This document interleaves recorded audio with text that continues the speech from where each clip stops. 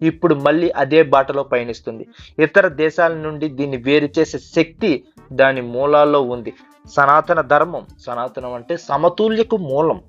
1945లో America మొదటి అణుపరీక్షను నిర్వహించినప్పుడు దాని శాస్త్రవేత్త రాబర్ట్ ఓపెన్ హైమర్ స్వయంగా తను సృష్టించింది ఒక విధ్వంసం అని అంగీకరించాడు. జపాన్లోని హిరోషిమా మరియు నాగసాకిలలో జరిగిన దాని ఫలితమే. మరియు విజ్ఞాన శిఖరాలను అధిరోహించిన అదే ఓపెన్ హైమర్ తన మానసిక సమతుల్యతను కోల్పోయాడు. అతను సనాతన ధర్మాన్ని ఆశ్రయం పొందాడు. అతను భగవద్గీతను చదివి అక్కడ మనశ్శాంతిని పొందాడు. ఇది భారతదేశం యొక్క శక్తి. ఇక్కడ బ్రహ్మాస్త్రం ఉంది, దాన్ని నిరోధించే చైతన్యం కూడా ఉంది. విజ్ఞానం, వివేకం రెండు కలిసి నడుస్తాయి. బ్రహ్మాస్త్రాన్ని నేటి భాషల్లో అణుబాంబు అన్న దాన్ని ఖచ్చితంగా సమతుల్యంగా ఎలా ఉపయోగించాలో భారతదేశానికి మాత్రమే తెలుసు. రష్యా S-400ను సృష్టించింది.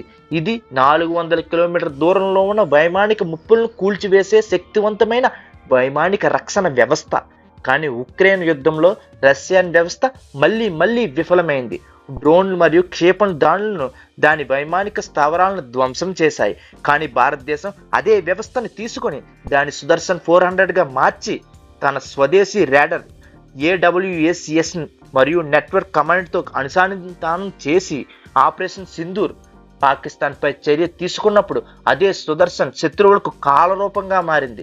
డ్రోన్లు గాల్లో ఎగిరి బూడిదిగా మారాయి. రష్యా దిగ్భ్రాంతి చెందింది. ప్రపంచం కలవరపడింది.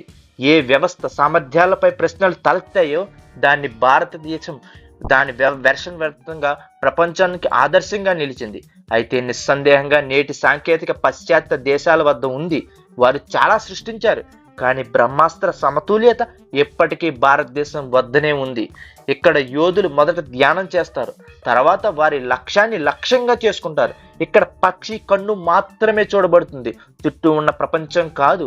భారతదేశం ఎప్పుడు యుద్ధాన్ని కోరుకోదు, కానీ రంగంలోకి దిగితే చరిత్ర సృష్టిస్తుంది. అది కురుక్షేత్రం కావచ్చు, కళింగ కావచ్చు, పానిపట్టు కావచ్చు, లేదా కార్గిల్ యుద్ధం కావచ్చు. భారతదేశం అధర్మాన్ని సహించదు, ప్రతిస్పందిస్తుంది.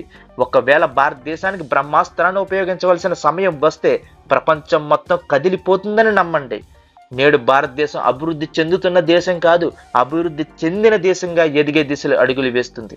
ఆర్థిక వ్యవస్థ, సైనిక శక్తి మరియు సాంస్కృతిక నాయకత్వం కలిసి నిలబడినప్పుడు భారతదేశం మరొకసారి ప్రపంచ నాయకుడిగా ఉంటుంది.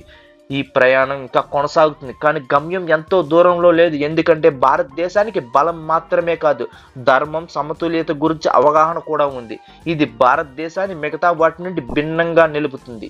జై హింద్.